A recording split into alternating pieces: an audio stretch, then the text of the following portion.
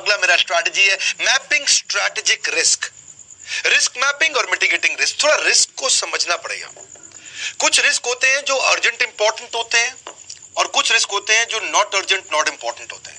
अलग अलग प्रकार के रिस्क होते हैं। जैसे जैसे बिजनेस में बढ़ेंगे अलग अलग रिस्क को समझना जरूरी है। ये अलग अलग डिपार्टमेंट के होते हैं। कभी कभार देनदारी का रिस्क होता है, लायबिलिटी रिस्क, डिजाइन का रिस्क होता है जो आपने बनाया है, कंपटीशन का रिस्क होता है बाहर से कोई ना आ जाए, या फिर ऑपरेशन स्पीड का रिस्क होता है, ऑपरेशंस आपके ठीक चल रहे हैं कि नहीं चल रहे। कंप्लायंस नियम कानूनों के भी रिस्क होते हैं। मार्केटिंग का रिस्क होता है, आपकी जो मार्केटिंग है वो ठीक चल रही है कि नहीं चल रही है, कहीं ज्यादा पैसा तो नहीं खर्च कर दिया, कस्टमर नहीं जुड़ पा रहा है। प्रोजेक्ट का भी रिस्क होता है कि जो प्रोजेक्ट आपने लिया है इसके लिए जो पैसा तय किया है कहीं उससे ज्यादा पैसा ना खर्च हो जाए। जो कस्टमर ने देना था 100 रुपया, आपने डिलीवर करना है उसमें 110 रुपया लग गया, तो उल्टा 10 रुपया पल्ले से भी गया, टाइम भी गया आपका।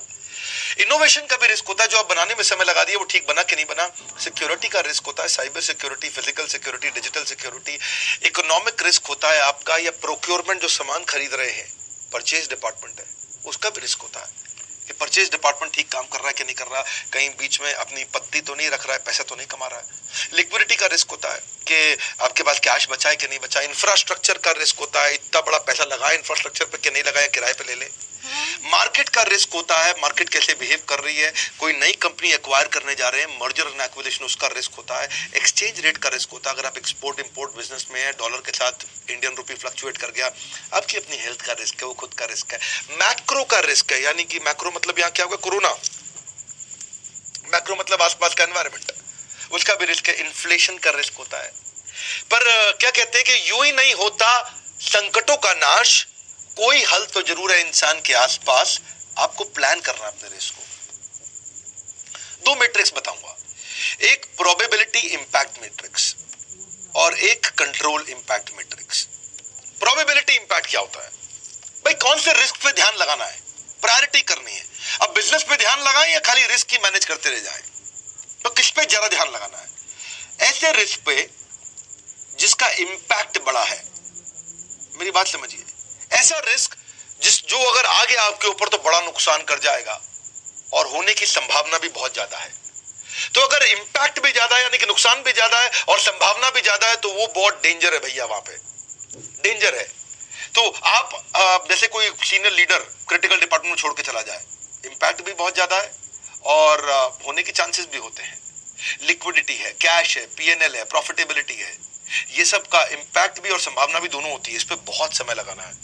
तो ढूंढो वो कौन कौन से रिस्क हैं जो हो भी सकते हैं, चांसेस भी बहुत है आपकी कंपनी में, यार ये गड़बड़ होने के चांस है, समय लगाना शुरू कर दो उसमें। पर कुछ रिस्क ऐसे होते हैं जिसका असर तो ज्यादा है पर होने के चांसेस कम होते हैं। जैसे अर्थक्वेक। अब अर्थक्वेक रोज रोज तो आता नहीं है, मॉनिटर कर लो बस काफी है। पर कुछ रिस्क ऐसे हैं जिसमें ना असर ज्यादा होना है और ना संभावना बहुत ज्यादा है। जैसे यूएफओ अटैक। हाँ जी, अब यूएफओ कहां से आएगा, जुपिटर ग्रह से, कोई साबुत चाचा चौधरी तो आ नहीं रहे हैं जी। तो ऐसी बातों को इग्नोर करो। कई न्यूज चैनल अपनी कहानी सुनाते हैं कि हाँ जी इस साल को धरती खत्म हो जाएगी, इनको इग्नोर करो, मतलब संभावना नहीं है इनकी होने की। एक और रिस्क है जैसे कि असर तो ज्यादा नहीं होता है पर होता रोज ही है, इस तरह के रिस्क रोज ही आते हैं। जैसे छोटे मोटे कोई आपके गॉसिपर्स हैं, आपके क्रिटिक्स हैं, आपकी बुराई करने वाले लोग हैं। अगर करते हैं लोग तेरी जम के बुराई, समझ लेना तूने है तबाही मचाई। ऐसे ही आगे चलते हैं। एक होता है control impact matrix. Control impact का मतलब क्या हुआ, देखो अगर रिस्क का असर बहुत आने वाला है पर आप कंट्रोल भी पूरा कर लोगे तो उसको मैनेज कर लो क्योंकि आपके कंट्रोल में है। पर दिक्कत तब है जब असर बहुत ज्यादा है पर कंट्रोल करना आपके बस की बात नहीं है।